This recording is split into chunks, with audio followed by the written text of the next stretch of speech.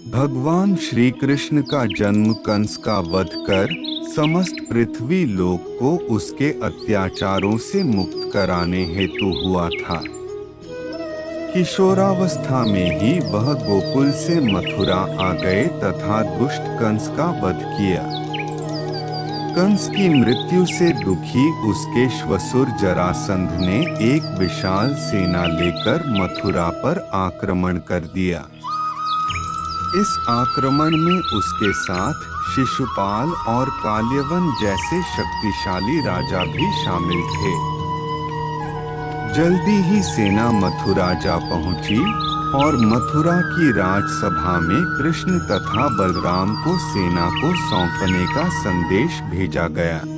इस युद्ध को टालने तथा मथुरा के निर्दोष नागरिकों को बचाने के लिए कृष्ण ने रातों रात वहां से सैकड़ों किलोमीटर दूर समुद्र में एक नई नगरी द्वारिका का निर्माण करवाया। अपनी माया से उन्होंने समस्त नागरिकों, उनके पशुओं तथा संपत्ति को नींद में ही नई नगरी में पहुंचा दिया। अगले दिन सूर्योदय के समय कृष्ण तथा बलराम जरासंध की सेना के सामने जा पहुंचे और उसे लड़ने के लिए चुनौती दी।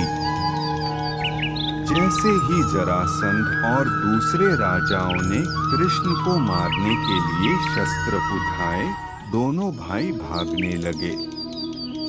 उन भाइयों के पीछे जरासंध तथा काल्यवन जैसे राजा भी भागने लगे। कुछ ही देर में दोनों भाई बहुत आगे निकल गए और उनके पीछे केवल मात्र काल्यवन रह गया। उसे देवताओं ने वरदान दिया था कि उसकी हत्या किसी अस्त्र या शस्त्र से नहीं होगी। ऐसे में वह निर्भीक था और लगातार कृष्ण का पीछा करते करते एक गुफा में जा पहुंचा। गुफा में राजा मुचुकुंद सो रहे थे, जिन्हें इंद्रदेव ने वरदान दिया था कि जो भी उन्हें उठाएगा वह उनके देखते ही जलकर भस्म हो जाएगा।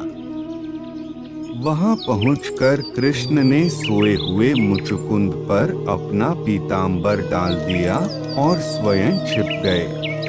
काल्यवन भी वहां जा पहुंचा और सोए हुए राजा मुचुकुंद पर पीतांबर देख उन्हें ही कृष्ण समझ बैठा। उसने मुचुकुंद को उठाने के लिए लात मारी, जिसके कारण उनकी निद्रा खुल गई और उनके देखते ही काल्यवन वहीं पर जलकर भस्म हो गया।